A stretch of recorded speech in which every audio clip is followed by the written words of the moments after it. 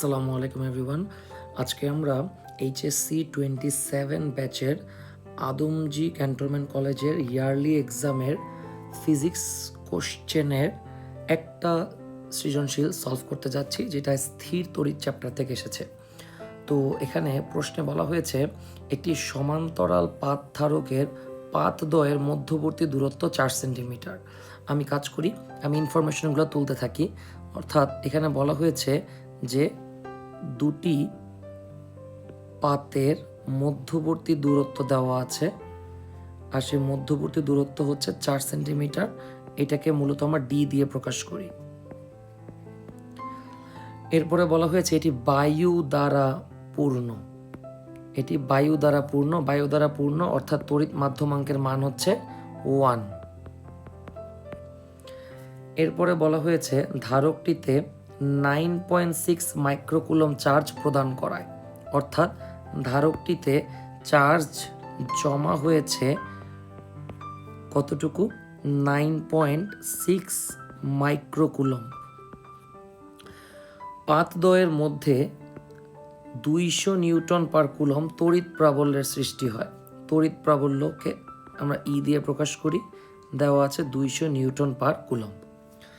উদ্দীপকের পরবর্তী অংশে আমরা পরে যাই, আমরা এখান থেকে গ সলভ করতে পারবো। বলা হয়েছে প্রথম ক্ষেত্রে ধারকটির ধারকত্ব নির্ণয় করো। তো প্রথমত আমার মাথায় আসতে হবে যে কি কি সূত্র আমার জানা আছে। যেমন আমার মাথায় প্রথম যে সূত্রটা আসতেছে সেটা হচ্ছে C equals to epsilon not K A divided by D. এখন আমি চেক করব সবগুলো ভ্যালু আমার কাছে আছে কিনা। যেমন এপসাইলন নটের মান আমাদের মুখস্থ, এটা হচ্ছে শূন্য মাধ্যমে তড়িৎ ভেদন যোগ্যতা। কে যেহেতু বায়ু দ্বারা পূর্ণ তাই 1। ডি মধ্যবর্তী দূরত্ব 4 সেন্টিমিটার দেওয়া আছে, কিন্তু এখানে পাতের ক্ষেত্রফল এ কিন্তু দেওয়া নাই। আবার এ বের করার জন্য কোনো ধরনের ক্লুও আমাদের দেওয়া নাই। অর্থাৎ এই সূত্র দিয়ে আমরা যদি ম্যাথটা কন্টিনিউ করতে চাই আমরা কখনো এটা শেষ করতে পারবো না। তো এখানে আমাদেরকে একটু বুদ্ধি খাটাতে হবে। সেটা হচ্ছে প্রশ্নে কিন্তু দেওয়া আছে চার্জ আর প্রাবল্য। তো প্রাবল্য এখানে কি করে? তো আমরা কিন্তু ধারকত্ব বের করার একটা সূত্র জানি, সেটা হচ্ছে C equals to Q by V. C হচ্ছে ধারকত্ব, কিউ হচ্ছে চার্জ, আর ভি হচ্ছে ভোল্টেজ। তো কিউ এর মান তো আমাদের দিয়ে দিয়েছে 9.6 মাইক্রোকুলম। মাইক্রো মানে 10⁻⁻⁶। কোশ্চেন হচ্ছে এখানে ভি বিভব পার্থক্য তো আবার দেওয়া নাই, বরং এখানে দেওয়া আছে প্রাবল্য। এখন কি করতে পারি? তো এখানেও কিন্তু একটা ছোট্ট সূত্র আমাদের জানা উচিত, সেটা হচ্ছে বিভব পার্থক্য মানে হচ্ছে প্রাবল্য ইন্টু দূরত্ব, অর্থাৎ ভি ইকুয়ালস টু ইডি। বাস, প্রাবল্যের মান 200 দেওয়া আছে, পাতদ্বয়ের মধ্যবর্তী দূরত্ব 4 সেন্টিমিটার, এটাকে মিটারে কনভার্ট করলাম, দেওয়া আছে। ক্যালকুলেটর চাপলেই আমাদের অ্যান্সারটা চলে আসবে। যদি ক্যালকুলেটর চাপি তাহলে দেখি কত আসে। 4 ইন্টু 10⁻⁻²। তাহলে ধারকত্বের মান আসতেছে 1.2 ইন্টু 10⁻⁻6 ফ্যারাডে, অথবা আমরা এটাকে 1.2 মাইক্রোফ্যারাডেও বলতে পারি। এই হচ্ছে আমাদের গ নাম্বারের সলভ। এইবার আমরা উদ্দীপকের পরবর্তী অংশে যাচ্ছি। উদ্দীপকের পরবর্তী অংশে বলা হয়েছে যে পরবর্তীতে ধারকটির পাতদ্বয়ের মধ্যবর্তী স্থান এমন একটি মাধ্যম দ্বারা পূর্ণ করা হলো যার তড়িৎ মাধ্যমাঙ্কের মান হচ্ছে 1.5। অর্থাৎ আমরা ঘ নম্বরের জন্য একটা পরিবর্তন দেখতে পাচ্ছি। এখন আর বায়ু দ্বারা পূর্ণ না, এমন একটা মাধ্যম দ্বারা পূর্ণ যার মাধ্যমাঙ্কের মান হচ্ছে 1.5। প্রশ্নে বলা হয়েছে দ্বিতীয় ক্ষেত্রে ধারকটির সঞ্চিত শক্তির পরিবর্তন নির্ণয় করো। অর্থাৎ আমাকে প্রথম ক্ষেত্রে এবং দ্বিতীয় ক্ষেত্রে দুইবার সঞ্চিত শক্তি নির্ণয় করে বিয়োগ করে দিলেই হয়ে যাবে। এখন আসি সঞ্চিত শক্তি নির্ণয়ের সূত্র কি। সঞ্চিত শক্তিকে আমরা ইউ দিয়ে প্রকাশ করি, আর এটার তিনটা সূত্র আমরা জানি। একটা হচ্ছে হাফ সি ভি স্কোয়ার, একটা হচ্ছে হাফ কিউ ভি, আর একটা হচ্ছে half Q square by C. এখন কোশ্চেন হচ্ছে আমরা কোন সূত্রটা ব্যবহার করব, বা যে কোনো একটা ব্যবহার করলেই হবে কি না। তো এখানে একটু বোঝার ব্যাপার আছে, সেটা কি আমি একটু বলি।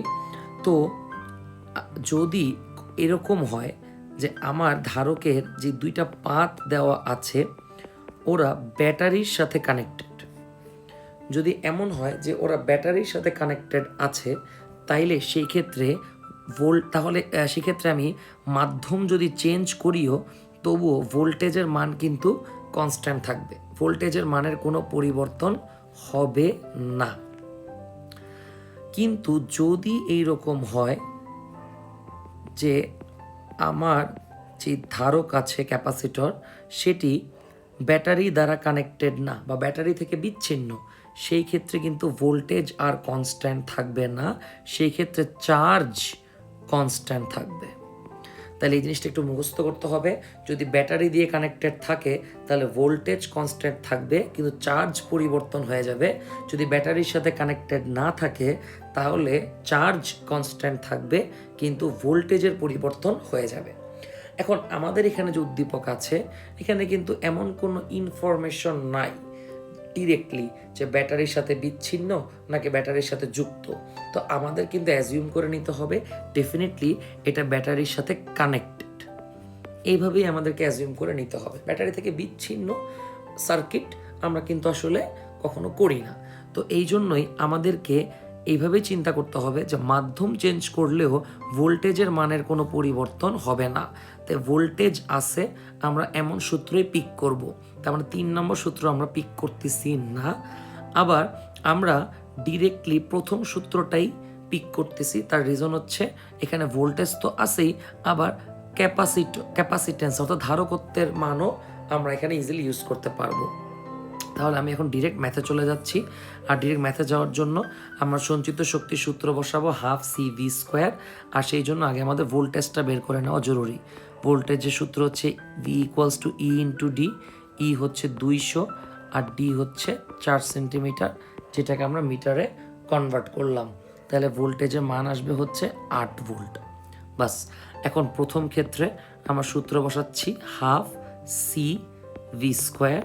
সি এর মান হচ্ছে 1.2 10⁻⁻6, ভোল্টেজ হচ্ছে 8।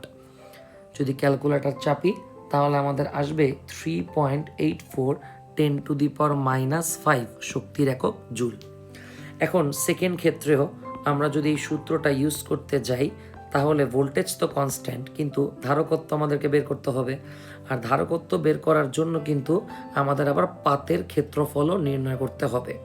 তো আমি এখানে ধারকত্বের সূত্র এখানে বসাই দিই। সূত্রটা হচ্ছে ε0K2 লিখলাম কারণ দ্বিতীয় ক্ষেত্র A/D, আর তার সাথে আছে ভোল্টেজ। এখন আমার এই কে এর ভ্যালুটা প্রয়োজন, সেই জন্য আমরা একটা কাজ করতে পারি। আমরা প্রথম ক্ষেত্রে মানে C1 থেকে আমরা কিন্তু পাতের ক্ষেত্রফলটা বের করে ফেলতে পারি।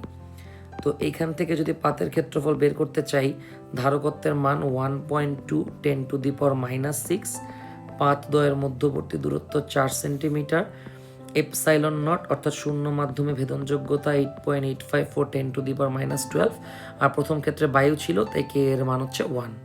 এখান থেকে আমরা ক্ষেত্রফল পেয়ে যাব, যেটা আসবে 5421.28 মিটার স্কোয়ার।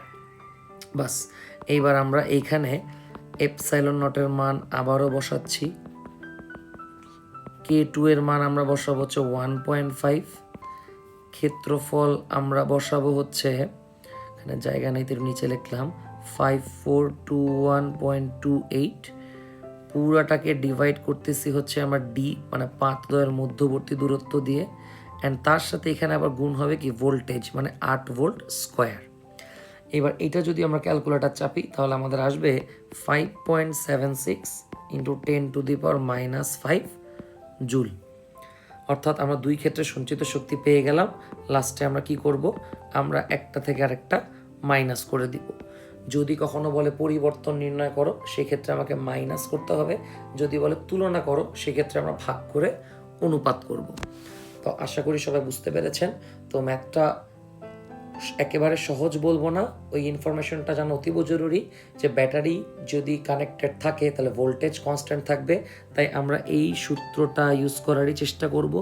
যদি কখনো আমাদের ডিরেক্টলি বলে দেয় যে ব্যাটারির সাথে কানেক্টেড নাই, সেক্ষেত্রে কিন্তু ভোল্টেজ চেঞ্জ হয়ে যাবে, চার্জ তখন কনস্ট্যান্ট থাকবে।